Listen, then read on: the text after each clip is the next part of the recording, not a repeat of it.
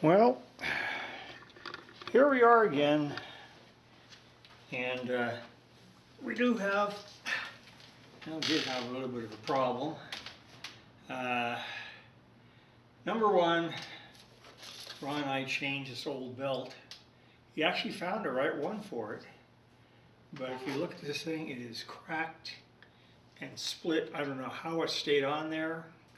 It's a total disaster, but it stayed on there. But look at that, it's just all messed up. So it wasn't going to last much longer the way it was. So change that. It took both of us to change it.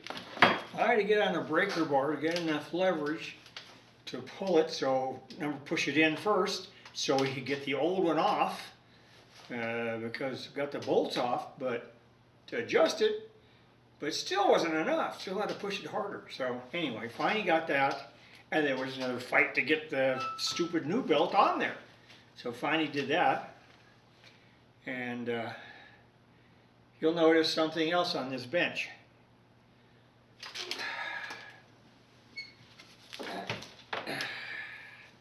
Yep, that's the ignition system. The spark coil is built into that right there. And what happened was, and we didn't even know about it. I mean, we set this thing roughly up to top dead center, at least we thought we did.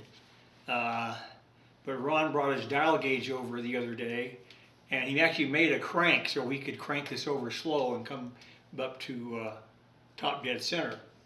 Well, after we did that, we found out actually there were timing marks on it. We just couldn't see them because they're so small. They got them stamped in there, but with so much dirt and stuff in the way, you couldn't see them.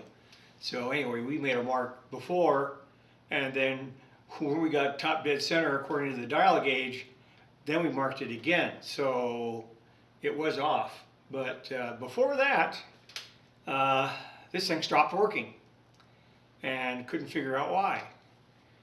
And that's why we opened it up, took a look inside the points. The plate was cocked sideways.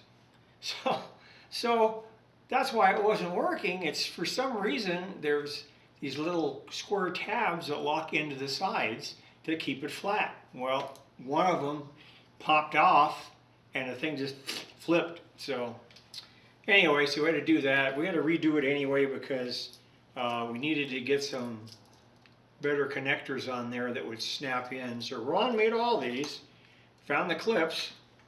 I cleaned this thing up some more, but yeah, it was a real mess. So that'll go back in, and then we'll get it all back together, and then took a look at the spark plugs. They were all fouled with carbon and everything else just from that little bit of time we were using the engine. So anyway, so yes, been having nothing but fun with this thing. And let's see, what else? Other than that, before I was going to do this video, all of a sudden all my lights went dead. Could not figure out what it was until I found a socket. I had these two sockets, and then I had a couple of lines running to them for the lights. Well, it turns out that the second one I had plugged in, it decided to short out. So it took me a while to figure that out. It took me about half an hour to get these lights back on.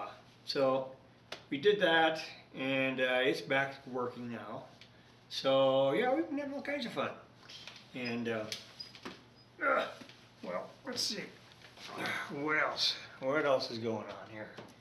Oh yes. Before I knew it, Ron went out and bought a new coil. But we didn't really need it. This is just going to be a spare because the other one was fine. It checked out the primary or the secondary. One was 10,000 ohms and the other one was 6,000, which was perfect. So there's no need to change it. So anyway, that's still working. And then we don't need the coil for now, but it's going to stay around for a spare since it's a new one. So that'll be fun. And let's see, what else? Oh yes, the brakes are working fine. All that's done. The fuel line works fine. We're getting gas to the carburetor, so all that's working fine. So we're getting better at it now. As soon as we get this the distributor back in, as soon as we get that in, then we can finish it. Oh yes, and I also took somebody's advice and I went ahead and lifted the hood all the way up. So the guys were saying, well, you know, that thing will go all the way up. I says, oh, okay. So I told Ron about that tonight, and he says, yeah, why not? So anyway, so I put these spark plugs back in. They were all like, geez, they're almost all closed. The gap's supposed to be about 30 thousandths, and they were almost closed all the way, so I had to redo those. They weren't totally tight in there yet, but the other thing was when we started taking them out, there was like one of them was tight in there, and the other ones were loose. They weren't tightened down all the way. So I don't know if the moving around of that engine or what was doing it, but there was some reason for it doing that. So anyway, and there's the big hole where the distributor goes. I got a rag down there for the hole where it goes.